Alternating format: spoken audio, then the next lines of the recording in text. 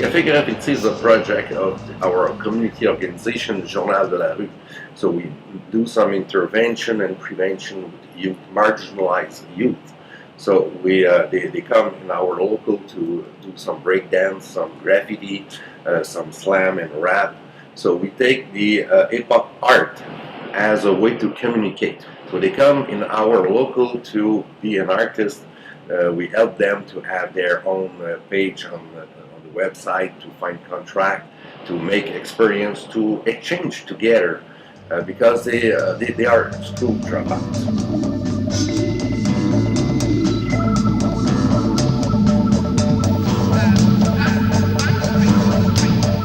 The hip hop graffiti started in the same time that I was on the street, so it was a hazard.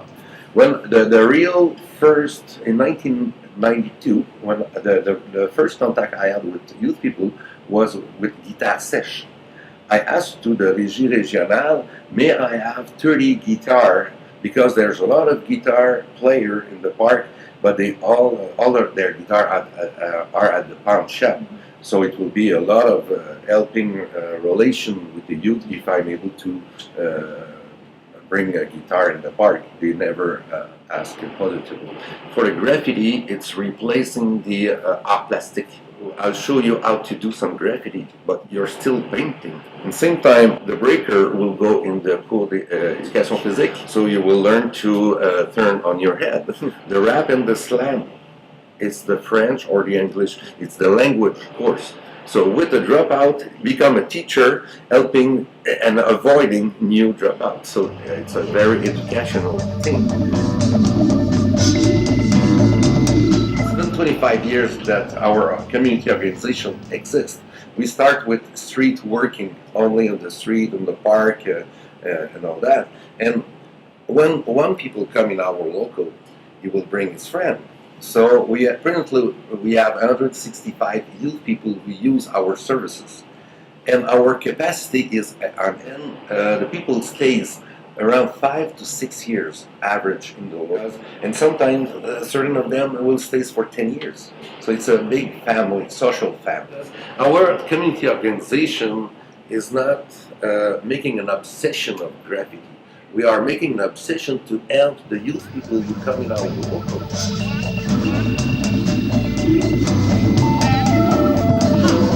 When we start, we were a street working, and our philosophy is to answer the needs of the youth. The hazard, we start in Montreal, our street working, almost in the same time that the hip-hop graffiti start in Montreal. So doing some street working, we had a lot of grapher and tagger all around us, 16 to 18 years old.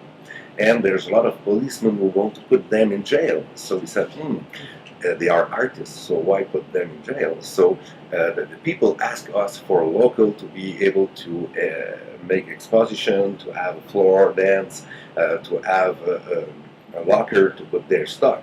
Because there's a lot of kids who didn't know where they will sleep tonight, but they want to save the furniture they have and all the supply they have.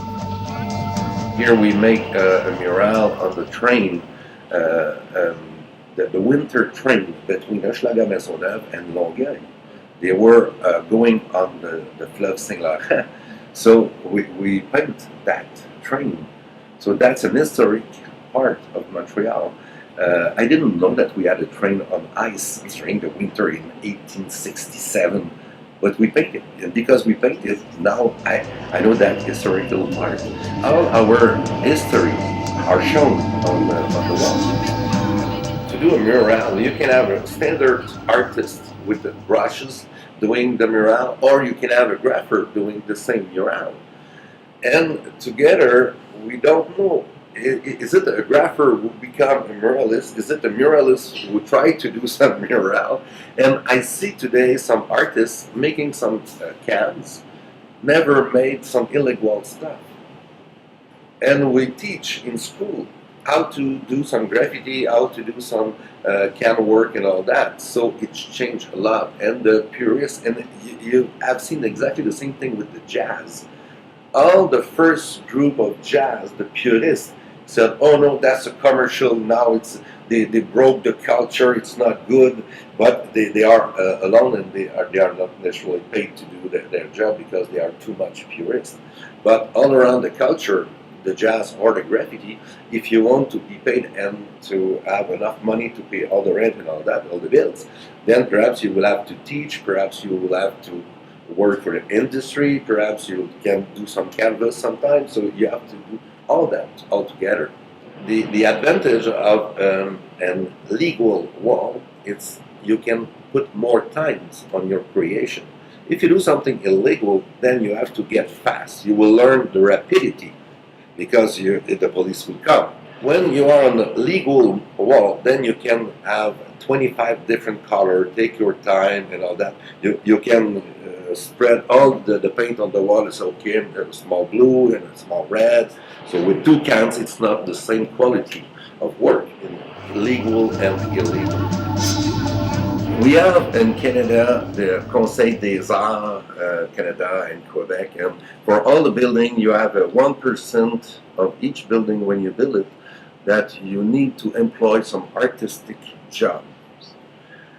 But you have to be in the authorized Canadian artist, and they have 60 to 80 years old, and trying to put some graffiti on that, perhaps it will take another 20 years. We fight a lot against that law.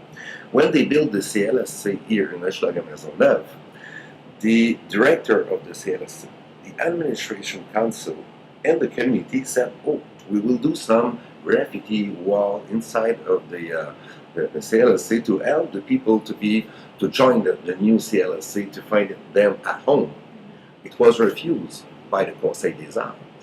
For the 1%, you absolutely need to put a big rock in your building of $250,000.